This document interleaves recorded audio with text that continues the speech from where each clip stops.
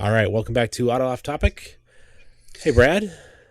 What is Auto Off Topic, Andrew? Is it a podcast that we don't do very often anymore? Listen, we had a midsummer break, is what I'm calling it. We did. So it's mostly my fault because I went out of town and then I came back and had like 2 or 3 days and my kid came up to visit. And then I had like 2 or 3 days and actually you guys are coming out to visit. So it was just like I've been preparing and like just there's been stuff going on this whole time. So I just haven't had time. I haven't done anything. So in this entire break we've had, I've done barely any project car stuff. So I hope you can carry this episode, Andrew. Oh, I got a lot done. Good. Excellent. That's all I've been doing. Yeah, I've had the busiest summer of my life that hasn't involved car stuff. It's actually been kind of weird. It makes me uncomfortable and I don't like it. I need to do some car stuff like stat. So, Well, I'll tell you this. If you want to keep up with us between episodes, we have a free Discord. we do. Just hit us up for the link, and anybody that is listening to this show is welcome to join. Early access is free. Later access will also be free. Yes. This will not be a charged service. There's also some fun events being planned on there, but you have to be on the Discord to find out Yep, about them. just for Discord members only, and save the date sometime in October if you're in the New England area. You have to be on the Discord to find out, though. Correct. I'm just giving them a teaser, Okay. as you will. I'm not going to promote the event. Just going to give a teaser that if they want to, they have to participate in the Discord and find out. So, if you don't know what Discord is, you're probably like most of us and older than 20, but it's okay. We'll teach you how to use it. It's a chat-based app that's pretty simple. So, it's like a universal, Google Chat or iMessage or something. So it doesn't require Came from gaming. Yeah, started in gaming and it's kind of grown from there. And there's actually a few other podcasts I know that have Discord servers, so it's not uncommon. And there's definitely some interesting stuff going there. A lot of stuff gets posted there that's just fun little car stuff during the day, and sometimes non-car stuff, but mostly car stuff. Yeah. Might be, sometimes I throw in some, I think you should leave memes. Every now and again, there's a separate page for memes. So if you don't like memes, you don't have to see them. Right. Oh, yeah, there's all little things broken up. And most of the memes are car related. So car spotting. Yep. There's car spotting page, Scale project car section. page, Yeah, project car scale page. auto page. Yeah, there's all kinds of good stuff on there. It's fun. Come join us. We have non-serious fun. There's no actual talk of news or politics or disease or anything else that's going on in the world. So it's just lighthearted car fun. It's a good escape. It's a good way to spend your work day. I mean, your breaks at work. Yes. That is actually what I do. Yes, same. I'm like, all right, I've been in front of the computer for a couple hours here. I need to get up and walk around. I need to get in front of my smaller computer in my hand for a little bit, and then we'll move on. At least I do it outside. Okay, you take in the fresh air of the streets of Boston. Yeah. I don't go outside because it's the surface of the sun right now here, so I just go to a different room inside. All right, cool. So that being said, what? Oh, so some stuff I did. I did a track day at HMS. New Hampshire Motor Speedway. Yep, and an autocross that was on the track, which is kind of cool. Also at HMS. Yeah. I added a few things to the G20, which I'll talk about in project updates. But the G20 did that track turbo day. and nitrous? No. The G20 did that track day in 100-degree heat and 70% humidity and was perfectly fine. Isn't it nice how naturally aspirated cars just don't seem to care? Yeah. I mean, the car's also so low powered, like it's not really stressed. Right, but even if it was a low-powered turbo car, if it was 70% humidity at 100 degrees, it would feel sluggish. Probably. Yeah. I mean, I threw 93 octane in it just to give it a chance. It was such a hot day. You spoiled it. Yeah. Don't let it get used to that. It's going to start pinging every time you put 87 in it. But no, it's a super fun car. Yeah, it's a super fun car, and a bunch of pictures were taken that day, and they all have some serious like Gran Turismo vibes. Mm-hmm. There's a picture of it like coming straight down a straightaway, and there's a Miata behind it, and maybe a Corvette or something behind that, and it's just neat seeing all that mix of cars out on track, and your car with those Moret headlights it really has some personality, and it just looks like the car looks like it's having a good time, as well as the driver, obviously. The only thing that was funny is like, so obviously there's faster cars, and I was sometimes catching them in the corners, but then they just take off in the straights. But then there'd be a car that was like kind of similar performance, like speed, and I'd catch them through the corners, and then they're like trying to wave me by, and I'm like, okay, You thank can't you, pass but I am them. full. I am Yeah. flat. Like like, can you let up a little bit? Yep. Like a Miata per se. Yeah. Yeah, I had a little trouble getting by a Miata that had pointed me by, and a E46 3 Series. Yeah, I can imagine you not pulling on an E46. Having driven both your car and a Miata, they are remarkably similar power-wise. Yeah. And And also, your car feels kind of like a front-wheel drive Miata. To be fair, it does. like it's a very similar shifter feel, very similar like power band, and the engine sounds similar, and it's got some very very similar feel to that. Right. So the other thing, yeah, we get some car news. We do. Yeah. Have you seen?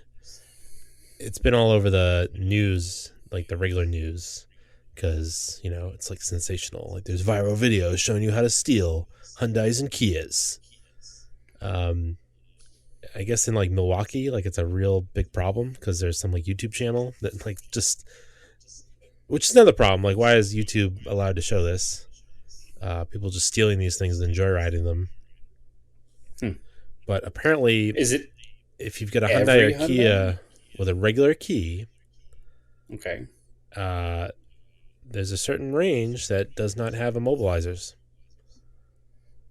Okay. Like how you sold a modern car, like post 2000, without an immobilizer key, I don't understand.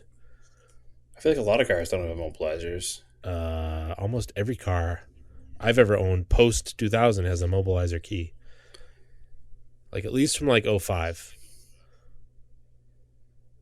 I don't. So, what year does this start from? Like, what is the? Oh, I didn't figure out what year it starts from, but it goes up to at least 2021. Huh? They stole a total of 1,000 Elantras in 2021. Yeah. So it's like Crazy. a 70s through 90s GM steering column.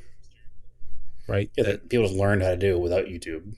Yeah. But Back they're when that you had to easy. read a book to learn how to steal a car. But they're that easy. Like you just Huh. apparently break open the shell, the plastic, pop the ignition, the switch part from behind the ignition, and then 2011. it said a lot of 2021. times people take the USB charger and jam the USB end into the switch part and turn it because it's in the car. Wait, So you you can even need start. to- You can just. You don't need a screwdriver. You just jam the USB into the. Yeah, there's basically no Keyhole? tools, it seems like.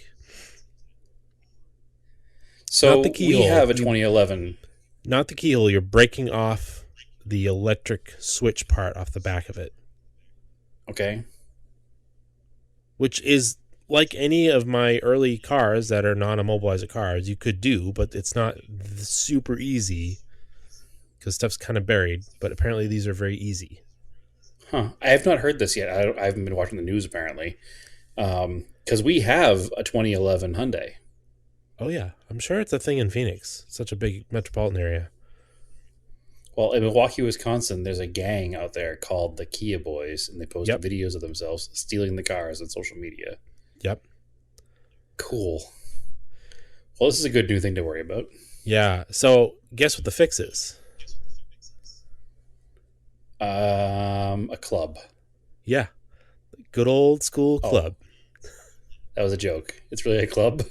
Yeah, the Milwaukee Police Department was giving out Huh. free clubs to Hyundai and Kia owners. Wow. What it's, I mean, 90s fashion is back, so it makes sense. Yeah, I mean, you're a former club user, so are you going to get one for I Naomi's car was a now? club user. Yes. Listen, my father was a police officer, and I was raised to think that everything was going to be stolen from me at every moment in time. So that's just the way police officers think. I mean, you did So have I it. used a club in the past. You did have it in a GM car though, with that steering column, so it could have easily been I stolen. did. Yeah, I did. It was never stolen, but it did have that steering column for sure. This is interesting. I'm actually reading about it right now, and I'm a little shocked because we own one of these, and we'd rather not have it stolen. We actually just spent like $400 on it the other You day. better go get a getting some club. maintenance done. Yeah, I'm gonna have to go back. Where do you even buy a club? I don't know. Do you still have That's your like what I old found one? on Amazon. No, I don't think so. Huh. Well, I guess we'll have to figure this out, or else do some kind of a kill switch or something. Yeah, Man, I'm sure this is interesting. Naomi's son could rig something up. I will tell you though, Hyundai and Kia, we were driving the car last weekend, and we've had a problem with the steering wheel controls recently, like the volume and the cruise control and like the reset the trip odometer and stuff. But the car has 240,000 miles on it, so it was just Oh like yeah, the buttons are probably worn out, right? So right. we were driving it up the back way to Jerome, which is, for anybody who's not familiar with the Phoenix area, it's a bunch of like switchback mountain roads.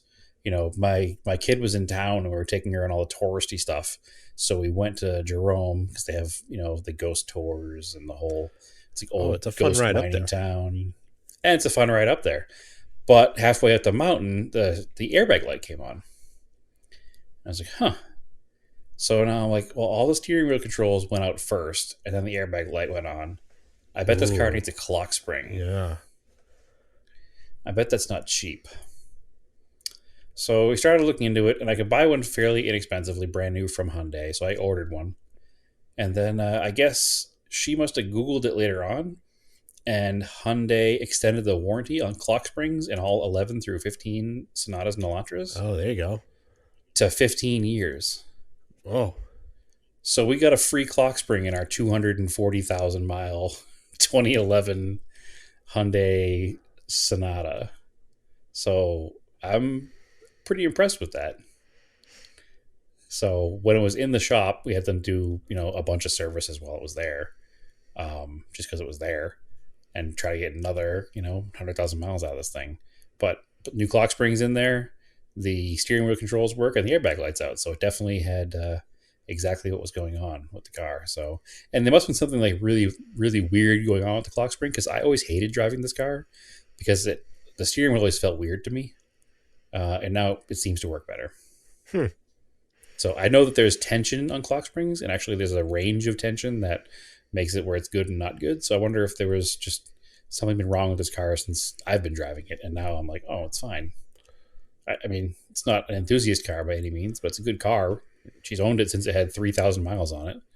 So, but yeah, so pro tip, if you have a Hyundai or a Kia and your clock spring goes out, it's still under warranty. And I guess they all break the same way. The first thing that goes is all the steering wheel controls, and then your airbag light comes on later. So it's a common, very well-known issue. oh, well, So, and then once you do that, get a club. yes. Yes, absolutely. Once Hyundai spends $500 fixing your car, don't let it go to a criminal for free. So that's very interesting. I'm going to need to keep an eye on that because, I mean, obviously we live off of a main road, and every now and then we have some, miscreants that cruise the neighborhood. And I'm sure if they know they can steal a Hyundai easily, then they're going to target our Hyundai, which is in our front driveway. Right. So, and I'm not so much worried about the car because, it's a 2011 with 240,000 miles on It's it. just annoying. It's just annoying because then you have to buy a new car, and you're going to get like $2,200 from the insurance company probably. And then you got to try to buy a new car, and you get a car payment, and then you buy another Hyundai, and then repeat the cycle. It gets stolen again. It's over and over again. It's a losing proposition. So that's interesting. Thank you for letting me know, Andrew. I have not heard about this. I will let Naomi know. I think obviously the biggest concern here would be when she goes out and does her bike rides and stuff. She leaves the car parked somewhere, or on her way back from her bike rides, she has the bike on the bike rack in the back, and if her car gets stolen with her bike in the back, she would be devastated. The bike is worth more than the car. 100%. Like a nice road bike is like $8,000. So if her $3,000 car got stolen and her $8,000 bike was on it, she'd be very upset because your insurance also won't cover that bicycle. You'd have to try to put a claim in through your homeowner's insurance. So I wondered that. So, like, if you've got that on the back of your car and somebody rear ends you, does the insurance cover it? So if you go through your insurance company, yeah, to get your car fixed, they will not cover the bicycle because it's not part of the car. Okay. If you go through the party that hits you's insurance company, then they are responsible to replace the bicycle. Huh. Because they damaged your property and your property included that bicycle. At that point, it becomes property damage. And anything damaged by the at-fault driver is property damage and is paid to the victim through the property damage part of the policy. So, but when you have stuff on your car that's not part of the car, so say you have a laptop in your car or a bunch of stuff in your car and your car gets broken into, you can't call your insurance company and be like, hey, they broke my window and they scratched my door and they stole 10 grand worth of electronics. Your car insurance company's going to go, well, we're going to pay for your window and we'll pay to fix the scratch in the door, but we're not going to pay for the contents of the car because we don't insure the contents of the car unless you have a policy that specifically states, hey, there's always a computer in my car. I'd like to insure it. Then the insurance company can charge you extra to insure it. So, so that's very specific. So you can, story time real fast. One time Naomi did have her bike on the back of her car and she stopped at the grocery store on the way home and some homeless crackhead guy walked out to the back of her car and stole everything he could unbolt off the back of the car before he got caught. So he stole the bicycle seat and the handlebars and like the bottle racks and all the stuff that was bolted to the thing, which is super annoying. But again, being like a on-road racing bike, all that stuff is super expensive. Mm-hmm. So she wound up being obviously very frustrated, went to the grocery store. They had surveillance, but they couldn't do anything. It's the whole thing. She drove in the neighborhood looking for all the homeless people, looking for her bike seats and stuff. But she eventually wound up, at the time we were still in the apartment, and she was able to put a claim in through our renter's insurance because it's property that's part of the rental insurance agreement. So, and they paid for everything minus the deductible. So she did get all new seats and handlebars and all that stuff. It was just kind of a nightmare. So, and obviously the experience sucks because you feel violated because somebody came and stole your stuff. Thankfully, the bike was locked to the rack, so they couldn't get the bike off the rack. But if they'd spent a little more time, they could have removed the rack from the car. If they had obviously they had tools. If they had bigger wrenches, they could have pulled the rack off the back of the car. And that would have been an absolute nightmare. So, but yeah, fun times. So that's your insurance lesson for episode 200 and some odd of Auto Off Topic. Wild. Hey, that 20 years of insurance experience did something for me. Yeah. Now the insurance podcast with Brad. Yeah. So anyway, Dodge killing the muscle car. Discontinuing, quote unquote, supposedly. Everybody's like, well, how are we going to get people to join the army now? I saw a couple of articles about that. And one of them was legitimately like, people are worried. What will new army recruits do with their first paycheck? They can't buy a Charger. Because it's like a known thing that the dealerships near bases that when they get their first check, they always buy Chargers and Challengers and Rams. It's a very macho image thing, I guess. But strange. Hey, whatever. But they know the dealerships know they have a guaranteed salary now for at least the next few years. They're going to make these payments, and they get them in these loans, and it's kind of sad actually. But whatever. I don't know. You Your only live joke once. turned a corner there. Yeah, I guess. You only live once. You're in the army. Go for it. So Enjoy yourself. to get back on topic, supposedly they're killing the muscle car here and changing the Charger to an electric car. Yes, an EV Charger. Sure. Which Which not is the already EV Charger you're looking proven. for. Which is already proven to be hard to Google. I noticed when I was trying to find out Yeah. information about this. Yes, you have to type in EV Dodge Charger, or else you don't get what you want. So, a couple of things about this. One, they made this big announcement that the Charger and the Challenger are dead after 2023. They released, I think, something like 12 or 13 special edition Chargers and Challengers are coming out in the next year, like one a month. And they all have like these super throwback schemes on them. They're announcing one every few weeks right now. I know they showed them all in a car carrier, and each one of them had a different cover on it. One of them had a cover on it that was like snakeskin print, which, if you know Challenger history, back in the early 70s, you could get a Dodge Challenger with a snakeskin vinyl roof. Oh, that's funny. So my assumption is that the Challenger is going to have a special edition with a snakeskin vinyl roof. Oh, They showed another. I love it. Yeah, they showed another one that had flowers all over the cover. Which again, going back in Mopar history, you could get a floral vinyl top as well. Mm-hmm. So one of the rumors is that this is going to have a floral vinyl top on a new Challenger. One of them says something with the number 1000 on the side. So obviously people are assuming we're going to get a 1000 horsepower version of a Challenger as well. And also on top of all of this, there were spy shots last week of a Ram T-Rex with an extra R on the end. T-Rex which R?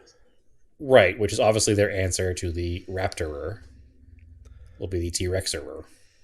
So Dodge, while they're saying they're killing the muscle car and going electric, I think is playing some funny games here, marketing-wise. Well, they're giving it a send-off.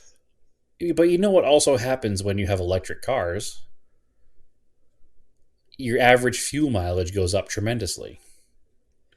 And when your average fuel mileage goes up tremendously, you're allowed to build more cars that don't get good fuel mileage. A la a Bronco R that gets 11 miles to the gallon in 2022. They can only build that because they also build electric cars. So they're saying they're killing the muscle car and they're building all this hype for the EV Charger. But I'm willing to bet that we haven't seen the last V8 muscle car Dodge. Yeah, probably not. You know, I think there's going to be something else coming out. So because they're Dodge, they also can't leave well enough alone. And they've gone and given this new EV Charger exterior sound, like fake engine sounds. Sure, why not? It's terrible. It should just be electric. It should not make fake sounds because it sounds like garbage. It sounds like a cat, first of all, like a cat screaming. It doesn't sound like a car. Oh, I haven't actually heard it. Oh, it makes me very grumpy. I don't like it.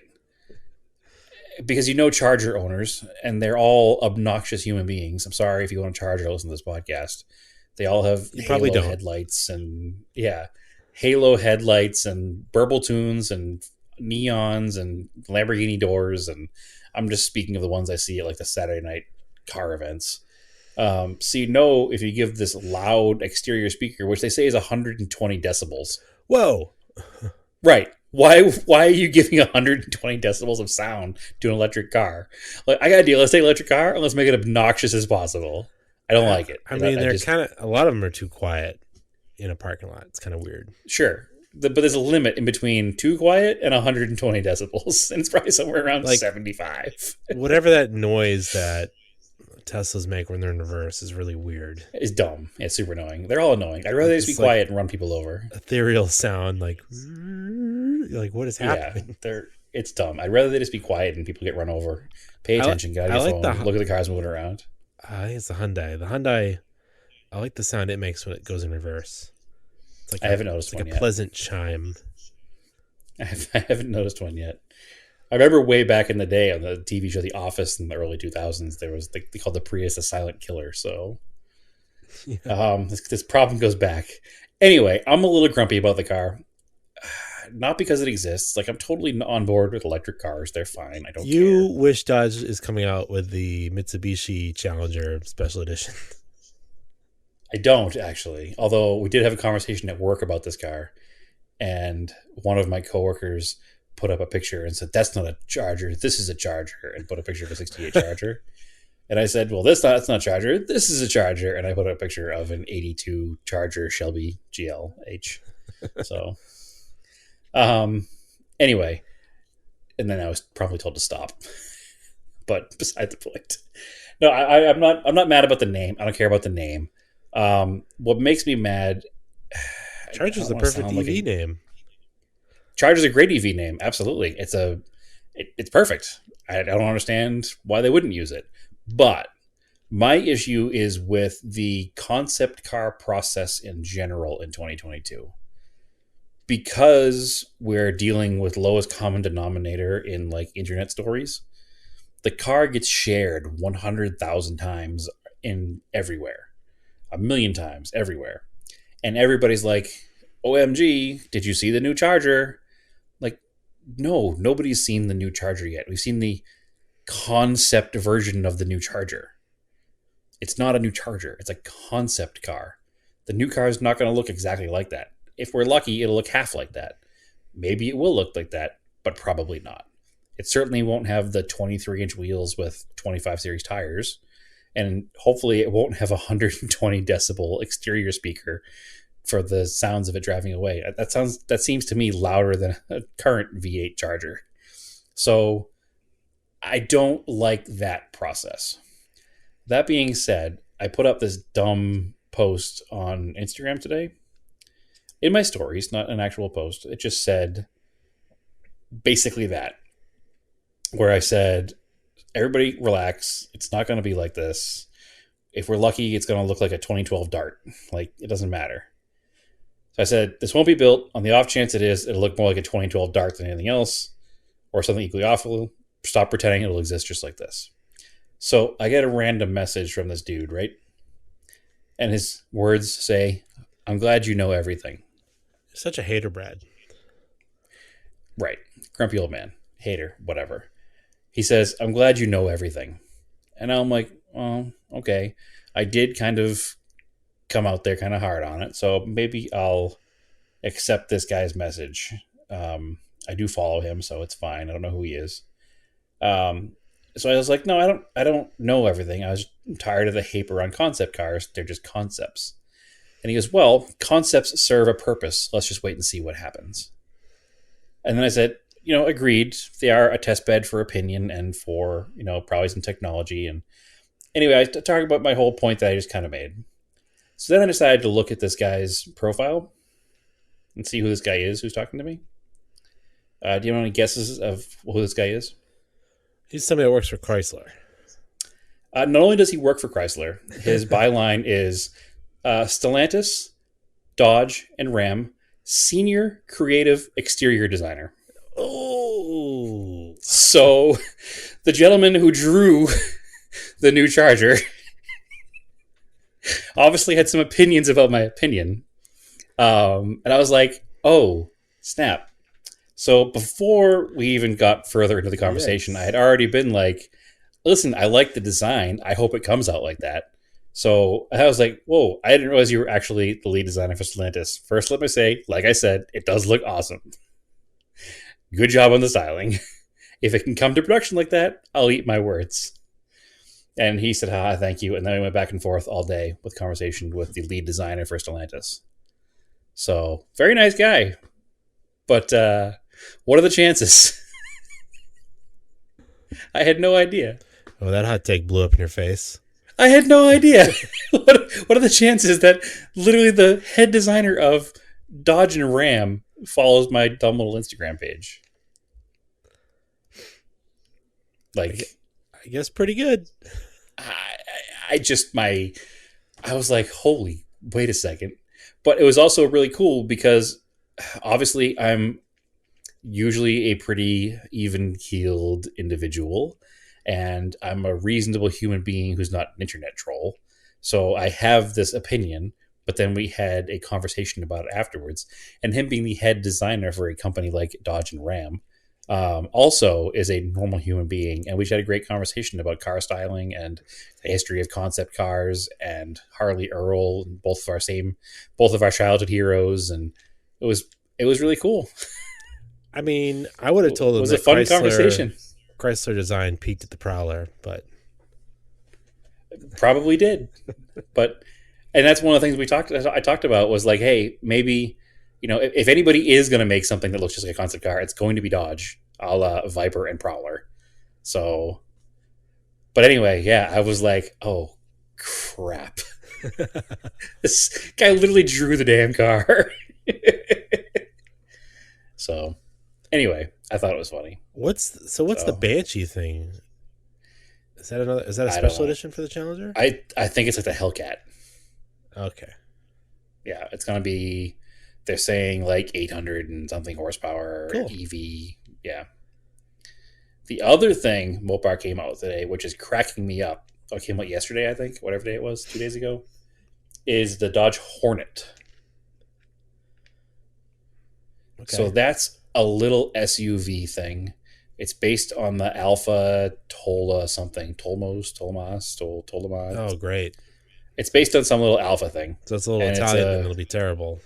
It's a hybrid electric, half Fiat, half Alpha, half. Oh, three throw it in halves. the trash. Third Alpha, third Fiat, third Chrysler. Yeah. Oh, But what's cracking me up is I have engaged in conversation a few times on a couple people's pages where somebody says, "Great, there goes another sedan being replaced with an SUV," and same similar comment in 3 different places. I'm like, "Oh, what sedan are they replacing?" "Oh, the Hornet." Okay. First of all, it's not replacing a Hornet. The Hornet's been dead since 1977. Also, Dodge didn't even make the Hornet. And 2 of the 3 people had no idea what I was talking about. One guy knew that it was an AMC. But they're all just assuming that the Hornet was a Dodge from the 70s. And it's clearly not. So stop trying to have opinions about things that you have absolutely nothing about. That's my other rant for the day. So, and I guarantee none of them would look at a Hornet and be like, "Oh man, I'm so sad that's an SUV now." The Hornet wasn't exactly remembered for its styling, that's for sure. As most late 70s AMCs weren't. I mean, I don't know. AMC kind of feels like, can we get a Dodge? No, we have Dodge at home, and it's actually an AMC. Right. I love AMC up through the end of AMC times, because they're always just a little bit different, a little bit off. There is a version of the Hornet called the SC360, and it came out in 69 or 70, 71. And it's actually really cool because it's like a Dodge Dart size with a 360 in it. Yeah, So that's AMC cool. is like Bizarro World Chrysler. Yeah, and it makes sense that when they were bought up, they were bought by Mopar. Yeah. So, yeah, it's whatever. I know. I just think it's funny. I haven't bought a part for my Talon at a store in a long time. I wonder if it's still under AMC Eagle. I always thought it wasn't. I always thought it was under Chrysler Eagle because AMC Eagle was the 4x4 car. No. I don't remember. I remember back in the day when you look something up, they'd go under and be like AMC, then like Eagle. That seems like a cataloging error. Yep. Because AMC Eagles were dead in like 86 or 87. Because officially, AMC, I think the first Dodge products that were AMC products were 87. Was it? The Jeep was, so the Cherokee was an AMC design, and the Wrangler was an AMC design. But they sold Cherokees at AMC dealers before Chrysler bought them. But the Wrangler came out as a Dodge Chrysler product Jeep in 87. And it was Woof. weird because you went to a Chrysler dealer in '87 to buy a Jeep, and it had a witch's brew of parts from other manufacturers that you wouldn't think you'd have to go to a Chrysler dealer to deal with. Like they had, I think it was like the climate controls from a Ford, and the steering column was from a GM. Yeah, it was that GM steering column. Yeah, the ECU Get a was club a for one of Chrysler these. product. Yeah, the ECU was a Chrysler product. The motor was still the AMC 4-liter. It was a mishmash of parts that worked most of the time, but was still just not. You're buying this thing from Chrysler, and it's got Ford and GM parts in it. So what's happening right now? But the Cherokee was sold through AMC dealers before Jeep officially took over, or Chrysler took over, I should say. So that's why those were available with weird engine options at different points. I think there was like the PRV V6 was available in it. There was at one point maybe a GM diesel that was available in them. That was just a weird combo of things. So yeah, interesting times. Because if you remember, in the end of AMC's days, they were selling Renaults as well. And they had the AMC Premier, which became an Eagle Premier. There's just so much going on. I can't even keep it all straight in my head right now. I know all of it, but I got to sit down and remember exactly what happened when. The Premier was the big car, and the Renault Alliance was the small car. And yeah. Anyway, if you think Chrysler and Mitsubishi had some weird stuff going on, look at Renault and AMC at the end. Mm-hmm. So, anyway, yeah. So I'm not upset about the new Charger. I don't care. I'm just mad that the whole entire world is like, "Oh my god, this is the new Charger," when it's not. It used to be you go to an auto show, and the auto show would show you all these crazy concept cars. You know, you go back to the '60s, and they'd be like, you know, the Firebird concepts. It was literally a jet with wheels on it. Nobody was like, "Oh my god, the Firebird is going to look like that." Like, no, they all knew that it was clearly a concept car. You know, even when we were kids, and cars like the Mustang, what was that thing called? I don't remember what it's called now. It was the concept car before the '94 Mustangs came out. Oh yeah, what was the name? Didn't it have like a animal name? I don't remember. It was Mustang something. Or am I thinking of the Corvette? Like they have a '90s Mako or something. I think there was a Mako something. Well, it was a Mako Shark in the '60s. And there was Definitely in the '90s. And then there was like the Pontiac Banshee, which was clearly a concept car. You never had any thought that this was going to be a real production car. So when these concept cars come out, and you know they're not going to be a production car exactly like that, it's like, just relax. This isn't going to be the car you're going to see. Like, you need to understand. But the auto shows today aren't that. Auto shows today are just like a dealership. Like, you walk in and you see cars that are currently available or will be available in the next month or two. There's not that excitement of these ridiculous designs that will never see the light of day. So, I don't know. The internet has ruined everything, I guess, right? Get off this podcast. No more internet. Sure. Yeah. Half kidding, half serious. All right, enough of that. I got a bunch of project car updates. Okay, let's get through this, Andrew. Get down to brass tacks here. All right, G20, the new old header. Yep. I think I talked about it. It was making noise. I thought it was a flex pipe. It was cracked. Yep. It's cracked. At last we thought. I can't tell where it's cracked. It's in one of the primaries. Like, I can't even see it, so I'm not even sure if I could even weld it. Okay. Kind of annoying. So what happened was well, first let's go backwards a little bit. I'm saying this the right way.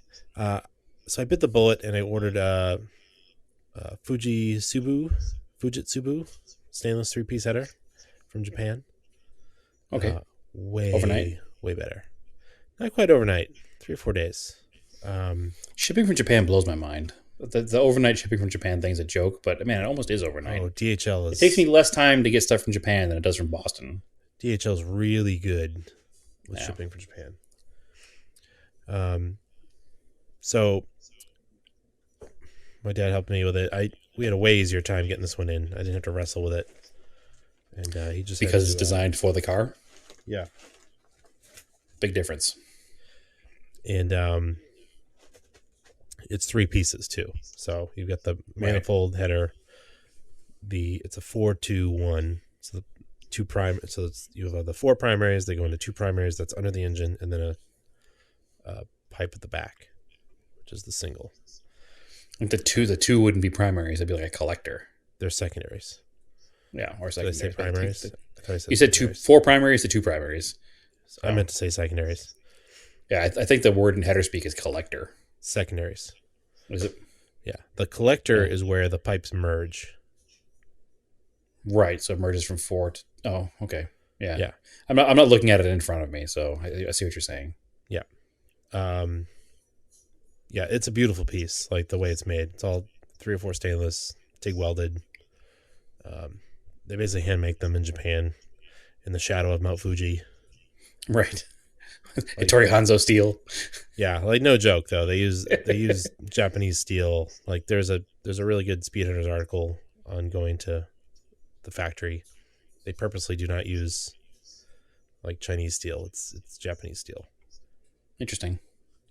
And they also do a lot of design for factory exhausts. So I guess like on a lot of cars, it's hard to get gains out of the exhaust because it's already been designed by this company. Fujisobo. Yeah. So yeah, it doesn't have a leak anymore. It sounds so much better without like an exhaust leak. It's like very tuned. Most things do. But anyway, so while I was waiting for that header to come in, and actually before I ordered it, I used a website called Right Hand Drive Japan, and they specialize in selling Japanese tuning parts outside of Japan. And to try them out, I had purchased some Cusco upper arms for the front, and they're basically negative camber arms. So they're slightly shorter than the factory arms, and they have solid like bushings in them. Okay. And because the car really needed some negative camber, I noticed after looking at the pictures from the Thompson track day, I could see that like it wasn't really, front tires weren't really, they're kind of going into positive around kind of corners. pigeon-toed a little bit. So those came in like 3 days, and they were cheaper than buying them from sellers on Buy. Huh. They're real Cusco parts. Interesting. So I went through them again and got the header, and the header took like 4 or 5 days. And still cheaper than Buy parts? Couldn't really get the header on Buy, or it wasn't clear. Okay. Like that's the other thing. Like the descriptions and the translations are better on Right Hand Drive Japan because they actually have like, it's very similar in the way that Megazip and Emiyama work, where when you order something, you get put into like a help desk queue, and like a person who obviously speaks English like messages you about like, okay, we have your order, and then like, all right, your order is going out for shipment. Like they actually like tell you what's going on, or like if there's a problem, they'll send you a message. It's kind of interesting. Like the that's cool. service That's a is good. really That's a good source to have. I mean, I don't think I have any cars I could buy anything from Japan for right now, but yeah. I think it's too old. If I do. So I had the car lined up, and I also had some brand new Falcon Azenis RT615 Pluses mounted. So it's the same as that original 615 pattern, but I guess a slightly newer compound. And they have that like zigzag channel through them. Yeah. Cool. But really like much improved in the track day. That was the other thing. I chunked one of the Yokohamas, the sidewall, not the sidewall, but the very edge of the tread during the last track day. So it was basically junk. And those really weren't, I've talked about it before, those are really good for the street. If you just want a good street tire, it's 300 tread wear. Yeah, they're pretty long wearing, and they're quiet, and they're pretty compliant in the road. And they're pretty sticky for what they are. But multiple laps in a 20-minute session, they're not too very much good. They would scream on the track. Like you can hear the early videos I have. The Zenuses don't hardly make a noise. And so much more grip. So, yeah, that was really cool. And then I also fixed the ABS light. And there was much rejoicing. Yeah, So I replaced all of the rear control arms and all the bolts, and I took the knuckle off that had the offending ABS sensor in it. It was a little bit of a bear to get out, but I got it out. And I think I talked about this, I found an ABS sensor for the car that did not cost $400. It was only $75. It came from eBay in the UK. And it didn't have the right part number, but it was for a Premier 1.6 in England. Which is the same car. Yeah, I really couldn't understand why it wouldn't work. And I figured, because it looked exactly the same in the picture. It had the right connector on it, everything. And I figured, well, I got to go through the same amount of effort to get the old one out. But once the old one's out and the new one is in, if this one doesn't work, it shouldn't be that hard to get out, because it should come right out, because it's only going to be in there for a couple days. So that was what I went with. The car doesn't get driven in winter anyway. Exactly. But if it didn't work, I would just buy the more expensive one and put it in. But it turns out it worked. So the light has not come back on. Excellent. And interestingly, it seems like the rear brakes actually do more work now. Like before, they weren't really engaging. And I originally thought that it was because that brake line was like closed off, which that was part of it, because they would kind of work on a track day. But I noticed driving around the street, they wouldn't really knock the rust off the rotor, but now they do. It's weird. It's almost like because ABS wasn't working, it like shut the valve off to the rear or something. Yeah, that's strange. Or maybe it was giving less pressure because there was no ABS, so it didn't want to lock up. Yeah. It's strange, but they seem to like not have rust on them after I drive. Because I could literally drive it around, like do errands around town, and the rear rotors would still have a very thin coating of rust on them. Interesting. And now they don't. Interesting. Yeah. It's interesting because also on track, like if you do happen to lift like a rear wheel or something, it does engage a little bit, but it's not that intrusive. I'd rather have it than not have it. Yeah, having the car working properly is better than not having the car working at all. So, and it's also nice that the light is not on all the time. Yep. I was worried that eventually the light was just going to burn out, but problem solved. Problem solved. And yeah, all the rear arms are new. All the alignment bolts are new. And I think the car actually started, I think the car rides a little better. It felt kind of bouncy in the back, and I think it's because the rear bolts, where they go to the knuckle, were seized on one side. Like it wasn't even able to like flex on the bushing joint or at the knuckle because the bolt was just seized. So like you were... Even with the weight of the car on it. Yeah, like the metal was seized, so it was probably just flexing in whatever give the bushing had. Right. When actually it should flex, like it should almost like turn a little bit as you go up and down. Interesting. Yeah. So much improvements were made. Yeah. That car's pretty darn good now. Awesome. And then I don't think I talked about building the Montero bumper yet. You have not talked about it on podcast. Those who follow the Discord page know all about it. I've seen pictures. Yeah, so I had the kit for almost a year now. You brought it out for me. I got it from Josh at ADD. I feel like it was more than a year. It was last September, I thought you came out. When I drove out there? Yeah. I think it was before then. But anyway, unimportant. Well, yeah, so I've had it for about a year. Finally got around to it. It's nice thick steel. I had a good time welding it once I figured out how it went together. I FaceTime with Josh. He told me how to put it together. Once I got the middle parts done and the outer edges, I added a couple little gussets on the inside that were extra. I added the Stinger kit with those gussets. Once I started to get dialed in with the welding, like a lot of my welds look pretty nice, if I do say so myself. Yeah, no, I was truly impressed. And I coated it with Durabac, that sort of bedliner stuff, which took quite a while to, like a couple days to cure, and because it's like textured, like rubberized. And So, just to interrupt your story real fast, I yeah, did bring it out there in September, yes. but it was September of 2020. Oh, Yeah. I just found the picture of the car loaded up, ready to leave. whoa. Okay, 2 years ago. Yeah, so you've had it for almost 2 years. Well, yeah. So, anyways, I coated the bumper with that Duraback. It's like a gray coating, and then I masked off the truck and cleaned it up, and did the whole bottom half that was silver with the same stuff.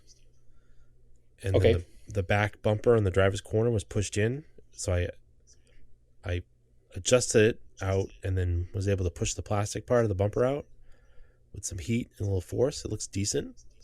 It's not smashed into the side of the truck anymore. And I did those end caps of the bumper and the Durback too. So it's And all the same kind of color now. yeah, I posted those pictures. It looks really good. I expect it to be a little more silver, but it looks pretty darn good. Yeah, I'd like to see it in person. It looks good in pictures. I was expecting it to be a little darker, but Yeah, I don't hate. I definitely don't hate it. And no, the good thing is, you could do it again if you wanted to. You can paint over the Durback too, so it's not yeah, it didn't. not the end of the world if you do change your mind. Well, it didn't look great under the fluorescence in my dad's garage, but then out in the sun, it looks pretty good, I think. Oh, I'm not saying it's bad. I don't hate it. I like to see it in person because it's hard to tell in pictures sometimes. But I dig it. It's bed liner, but it's not black, so it doesn't look like a rot box. Right. Yeah, because as anybody from the Rust Belt knows, if you bed liner the bottom of your car black, it means you're hiding rust. Yeah. So And I it took looks it better than rust, but you're hiding rust. I took it all the way under. I covered all the rockers up to the pinch welds. Nice. So it's even. Yeah, and then it's plus two. You could see where, because the truck doesn't have factory mud guards anymore, where the paint was getting worn away behind the tires. So it covered up Right. that with this stuff. So It's excellent. I think it looks cool. It's definitely it sets it apart as definitely yours. Also, usually when you see those sheet metal style front bumpers, they're always black and kind of like meh, and they fade out because they're just black, crappy paint. And yours looks much better than that. I've seen other people do these in silver. I definitely knew I wanted to do it at least in the color that matched the two-tone on the truck. Yep. And then I added the IPF lights. So those look really good. Yeah, I'm genuinely digging it. It's a good looking truck. It's making me upset that I don't have a truck. I actually just finished wiring those up the other night because they didn't have the right eyelets to go over the battery terminal. So I had to change the eyelets out. But they look really good. Well, it's good. So the big orange ones are fogs. And then I was hoping to have enough room to put all the four under the Stinger, but they didn't fit. So I mounted the two driving lights on the front face of the bumper. Mm-hmm. Just kind of silly because it's in front of the bumper, but Whatever. You're not intending to hit anything with it, so yeah, I'll take the risk because they do look really cool. yeah. And they're not the super rare ones, right? No, I mean they're new. You could buy them new. They're not Yeah. not some weird obscure part. Right. So they look good. Yeah, and then I talked about it after the rally episode we had, but the radiator came in for the Galant from Australia. The aluminum Okay. one. Gorgeous, another gorgeous part. Like just made so much nicer than anything else. Because the only thing available for that car was like Chinese aluminum radiators. They just don't even look anything close to how nice this one is. Right. This is That's equal in the to hand built part. no, this is equal to like the header that came out of Japan, like in the quality of how nice it is. Yeah, like I'm saying, it's another hand built part. So Yeah. So yeah, that's going in probably when we get back from vacation. killer. Mm-hmm. If you're not tired of working on cars and you're out here working on my cars. No, I got to get it done. I want to get it What? done because it's yeah, I got some. We'll try to figure out some stuff in your cars. Yeah, I'm not expecting you to come in here and work on my cars, but I think it'd be fun to work on cars together a little bit while you're here. Well, we got to do stuff at night, so Yes, absolutely. And I think one of the things I'd love to have you help me out on is the electrical diagnostic on the 81 Cressida. Okay. So, because that's something that you are far superior with auto electrics than I am, and I can admit to a point that I'm a little lost on that particular car. I get a little lost when it comes to the multimeters and stuff. I'm learning. I'm getting better. I do have a small project car update, the Eclipse, which is still broken through fault of mine because I haven't been working on it just because of how busy my life has been the past month. But I finally had some time last night to actually get out there with the multimeter and trace wires. And so first I had thought it was the ECU or the igniter based on the symptoms. I replaced the igniter because it was like $10. Didn't fix it. Pulled out the ECU. The capacitors leaked all over the place. It was a disaster. So I was like, oh, clearly that's the problem. So I waited for an ECU to get shipped out. Thanks to Jeremy for shipping that out to me to try it out. Put a new ECU in the car. The car still didn't start. Now I was real frustrated because that ECU was so bad. I figured it had to be it, right? So went back into the car again last night, finally, after a long time. Because the problem is I'd have like a couple hours to work on it, and the car would sit for a week. And a couple hours to work on it. So last night I had some time. And I took out the multimeter and I took out the test light.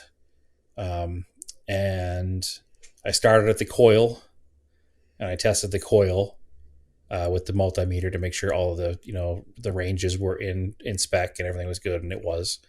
And then I went back to the coil connector on the engine harness side, and there's 3 pins on it. And just like most standard, coil pack cars with a 4-cylinder, there's 3 pins. One's a constant power, and there's 2 switching power to fire the coil right from the signal from the cam sensor. So you should have constant power at one of the 3, and then the other 2 should flash as you crank the car over because the cam sensor is spinning. Put the ignition key to on and had no power to any of them. So there's no power getting to the coil. So the coil is probably fine, but it's not being powered up. So trace that wire back and it goes to the cam sensor. Now the cam sensor is the last link in the chain of things to make spark that I haven't touched or played with yet. Pulled the connector off, made sure everything looked good in there, because one thing that does happen on these cars is they get moisture inside and they get corroded. This car does not have that. It was beautiful, like brand new inside, so it's not an issue of corrosion in the connector. There is a method for testing it, but it requires taking it apart and like building a jig, so I have not done that yet. Thankfully, former guest and friend of the show, Josh, his former boss, is a Galant VR4 rally driver and has like an entire shipping crate full of cam sensors for 4G63s. So he's going to let me grab a couple of them to make sure I get a good one and try that in the car and see if that fixes the car. So, yeah, and then the problem is once you take it off, you gotta set the timing. Yeah, it's not fun. But you can try to mark. Just try to mark with a marker where the original one comes off and try to get the new one close to that.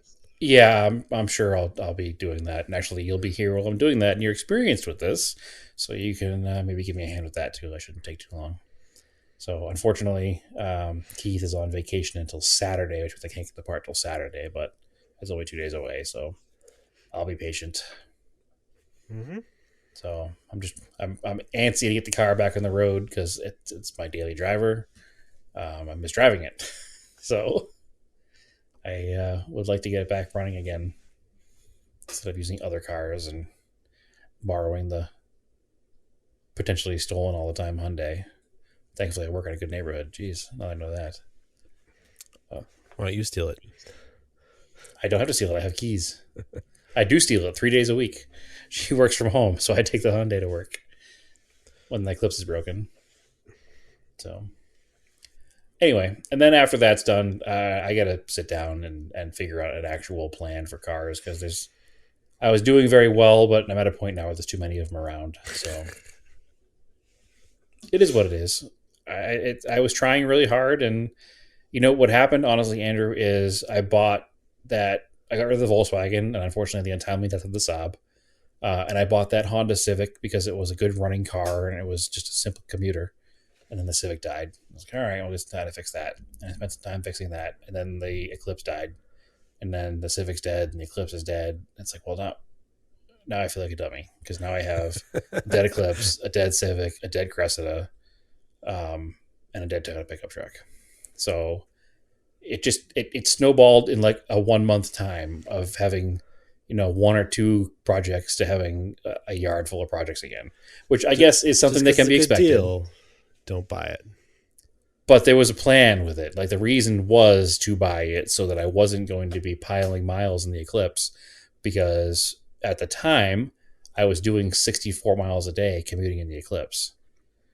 And I don't love commuting in my cars that are, my fun cars, because inevitably they become less fun if you drive it every day, right? Right. It becomes less special. So the Civic was supposed to just be this cheap little car I could drive, and unfortunately, that didn't happen. But I need to figure out a plan, and I'll probably wind up maybe getting rid of the Civic and maybe getting rid of the Eclipse and just buying something that's fun but more normal. We'll see what happens. Or maybe now that the Eclipse is fixed, I'll just start driving it again because my commute has changed, because my office moved from 32 to 34 miles each way to 15 miles each way. So, same job, new office, way closer. Yep. So maybe I'll just continue to drive the Eclipse. Who knows? So speaking of that, any auction results you want to talk about, or? Yeah, one fun one. We were all involved in this. So our lifelong friend Joe built that 65 Mustang. And, we'll give Joe a little crap here. Like, we told Joe from day one he'd probably sell it the moment he finished it. And he's like, no. But that's what happened. Had a great result today. It was a lot of fun. And I think the cool thing about this is that, like, you and Joe and I kind of grew up, later teen years, having similar interest in cars and playing with car stuff all the time, and collecting model cars, and you and I were RC cars, and then we all started building real cars, and it was kind of neat because y'all got to collaborate on selling this car. You were able to take a bunch of pictures of the car. I was able to help write the auction listing for the car, and get the car listed on AutoHunter.com, the company that I work for, and we got him a good result. He's very happy with the number that sold for. Car sold for $38,000. I think it's probably about what he's into it for, so it's okay. But he didn't become rich on it, that's for sure. But it's a good number for a car that was built very well with a lot of cool parts. I don't know if we talked much about that car on the show. Probably not. So it's a 289. Yeah, 289 car that he bought with a 289 3-speed. Had all brand new stock suspension. It needed a little love around the edges. A little rough here and there. Some weird color interior parts. And he made it like a kind of a late 60s club racer vibe to it. He didn't go crazy with the body and paint. He just did the flat black hood and the flat black rear panel, or semi-gloss. But he did all tubular control arms, a brand new Tremec, world-class TKO 5-speed, brand new Moser rear end with an Eaton True Track, brand new American racing wheels, Willwood brakes all around. I forget what company suspension kit it is, but it comprises of like Fox shocks and all new springs and Kirky seats and a Momo Prototipo wheel. And it's a really cool build. If you get a chance and you're curious, you can go to AutoHunter.com and just search 1965 Mustang in the sold results, and it'll come up. It's a cool looking car, and Andrew took a bunch of cool pictures of it, made it look real good. And Joey took a bunch of videos of it, which helped a lot because we were able to actually promote the car heavily through our TikTok and YouTube and Instagram channels at work, which I think helped a lot because the car had 8,700 views or something by the end of the auction. or this morning when I Wow. checked it, and the next closest car had like 5,000 views. So the car definitely brought eyes to it, and there were 5 unique bidders bidding on the car today. 4 of them still in at $30,000, and 2 of them that carried it from like 35 to 38. So it was definitely a hotly contested auction, and the car is staying fairly local, so that's cool. Guy that bought it lives in southern Vermont, so you might wind up seeing it somewhere. So I'm Cool. stoked on it. Yeah, it worked. It worked out well. Sometimes when you help friends, it's a little hard, but in this particular case, I think everything worked out well, and everybody's happy. So I dig it. So congratulations to Joe on selling his Mustang. Yeah, I put the pictures are on my Instagram of it. You know, the pictures in your Instagram were good, but the ones you did after that location in front of the building were better. I Oh, think they see, I don't present the like. car better. I, it's funny. He really wanted that building. I wasn't really that into it, but I, I did it because he asked, and I guess all right. I guess they worked. Yeah, I think they presented the car better. I Probably like the because other there ones was better. less. Oh, him and I both agreed on the ones in front of the building. Yeah, weird. I don't know. Yeah, strange. Well, whatever. Hey, personal taste, right? Yeah, But I'm pretty stoked on it. So cool. And then there is for events coming up September 25th at Lynch Park. There's a car show here, local. Benefits the Beverly Police. $15 a car. Spectators are free, and my dad's doing the music for it. excellent. I will not be there for that one. Guarantee you that. No, um, there's actually in that afternoon, the Ardrain is doing a Young Timers show from like 3 to 8 p.m. on a Sunday, which is kind of weird time to do a show, but Yeah, it's a weird show time. I am gonna go check that out too because I haven't been to the Ardrain yet. Yeah, it seems like a really cool place. Their Cars and Coffee they had like the other weekend looked pretty good, but I wasn't around. Yeah, So, it looks like a really cool place. oh, I did go So to. I hadn't been all year. It was the Andover Cars and Coffee that's here. okay, It was super hot that day, but that's a good Cars and Coffee, good mix of cars. And we took Mark was real into Data Truck, which is the Montero. Like right. you thought when like he'd been talking about it all week, and then we were actually getting ready to go ride in the truck. Like you thought I was taking him to like Disney World or something. He's so amped. Well, you've made him a car guy, so Yeah. Oh, not and then intentional. It just happened. he got to ride my mom's Beetle the other weekend because we went to a car show in Salem. Yeah, I saw the picture of him in the backseat, the top down. He was not stoked on that when they first put him in the car, and then Oh, really? they just started. We're like, all right, we're just gonna go because it's only down the street from my parents' house. And Yep, once they were moving, he was cool with it. But that's awesome. That's and super then cool. He gets to experience that as a kid. Like that's what made our youth, car stuff. and So I drove his Buick down. I drove the Pontiac, his '65 Catalina. yep, That was quite a trip because the day before I was autocrossing in the G20 and then driving right. this giant boat of a car, Yeah, they're pretty big. very big. Like Um, you have to remember that like steering it that it's like as long as your old pickup truck. yeah, no, it's not a small vehicle.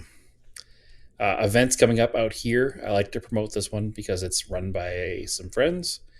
The Route 66 JDM Classic, Oh yeah. which is in Williams, is happening again this year. Pre-registration is open.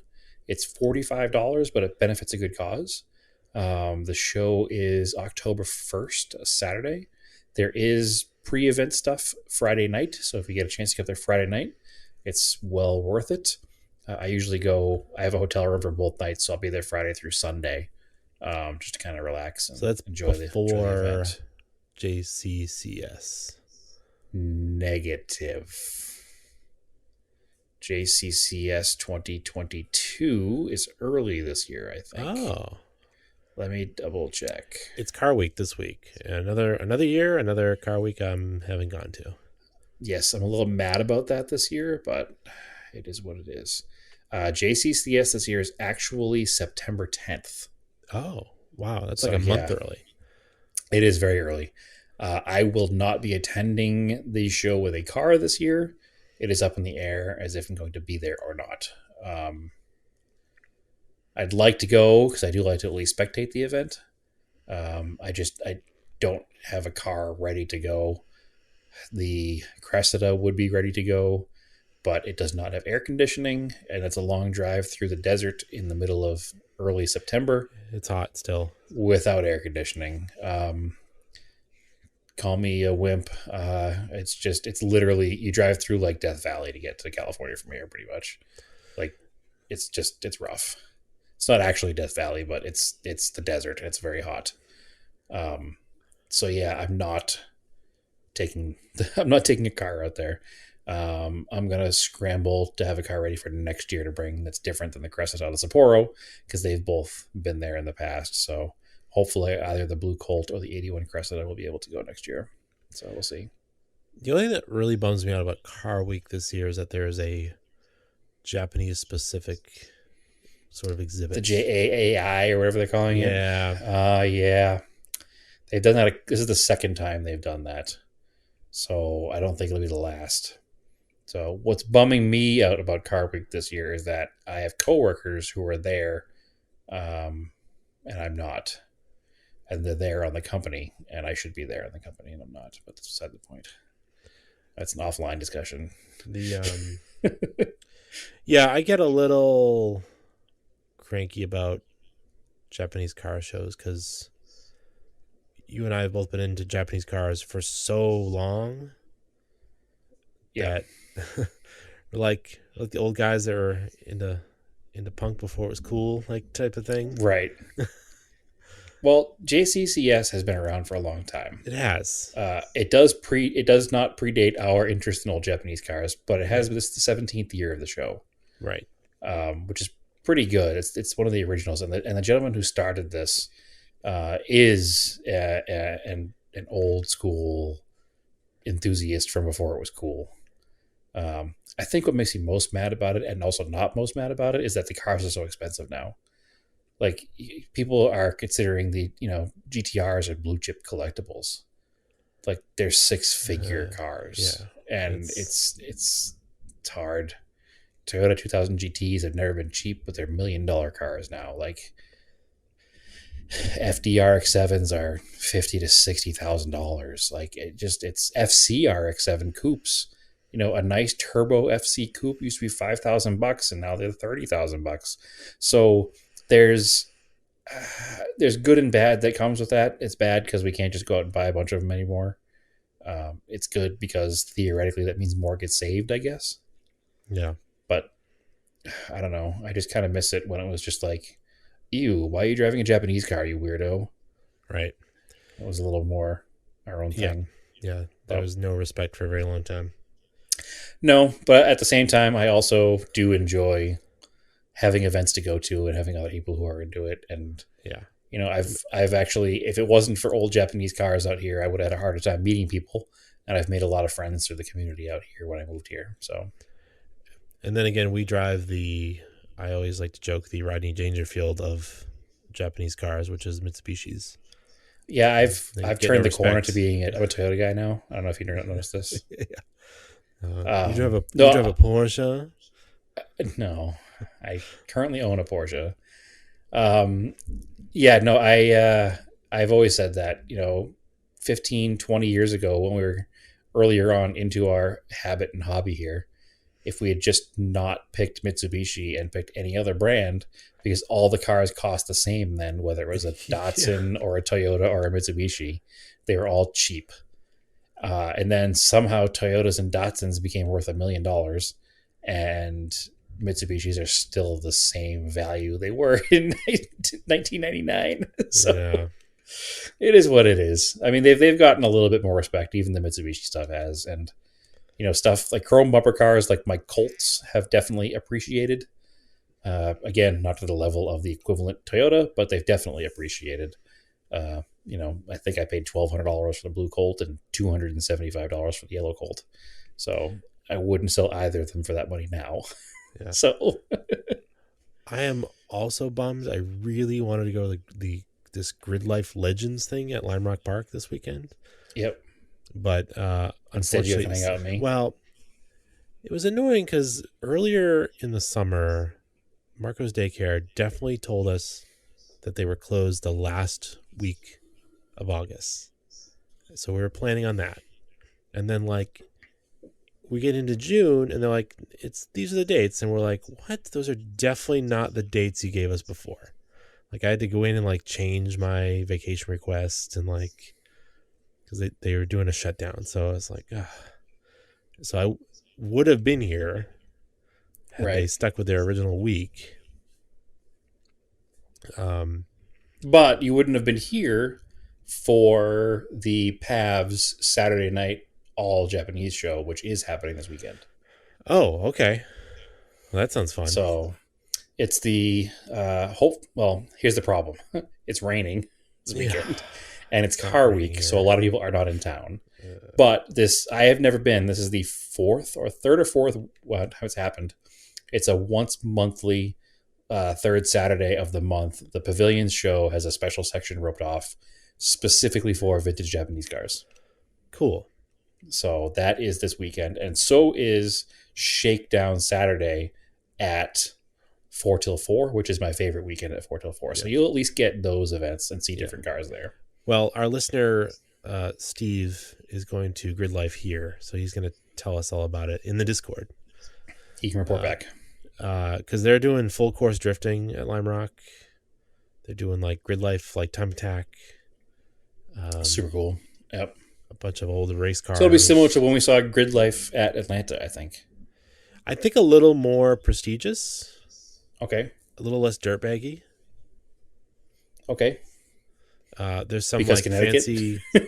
Yeah, there's some like fancy invitational like car show of like Japanese stuff through like Prime New York City or something. I sent you the link, the Instagram link. Yeah, I remember that now. Yeah. Yeah, I wish you were there to see those cars. 'Cause I know you say that they're like super nice, but I bet they're as nice. I bet they're similar to ours in person. Maybe. Everything looks better in pictures. So But anyway. yeah, so there's stuff happening. You'll get to do some cool stuff, and you're here for 2 weekends, so we'll get a bunch of car stuff in. Yeah, that's what's going on. Yeah, so see us both together this Saturday. So that'll be tomorrow once this episode comes out, right? At 4 till 4 or at PAVS on Saturday night. So yeah, I'll be there as long as it's not raining, I guess. I think even if it's raining, we're still going. So all right, fair enough. I haven't I seen mean, rain here, in a long time. screw it. I mean, it never rains here anyway. So people still go out in the rain because the weird thing about rain here in Phoenix is it can rain on one block and not the next. So it might be totally dry our entire route, or it might be wet. Right? Who knows? It could be pouring rain at the house and totally dry there. So I'll just bring some instant detailer and some rags, and we'll just go to the show. So All right, don't cool care. then. Yep, we're gonna enjoy it no matter what because you're not flying to Arizona, sitting in the house all day. Yeah. So All right, I think that's a podcast, Brad.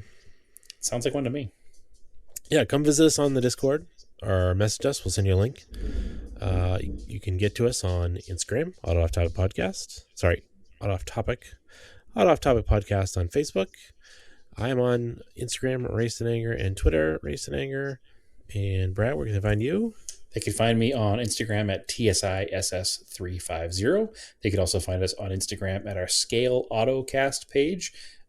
We don't have any episodes. We do have lots of pictures going up. It's actually, I deemed it Toyota Week because I had a bunch of Toyota diecast pictures that I've been posting. Actually, as soon as I'm done recording here, I'm going to post Thursday's car. And then next week, maybe I'll do a different theme. I don't know. But I've been trying to actively post there every day and kind of build our following. It seems to be getting a little bit more traction when I do that. So hopefully we can get going there. Unfortunately, Instagram had that, month's worth of time where they were promoting reels only and everything else got buried. So I wasn't posting for a while, but we're back. So. All right, cool. So keep cars analog, throw a club on them, and aim for the roses. And that car's not analog, but I'll definitely throw a club on it. You should.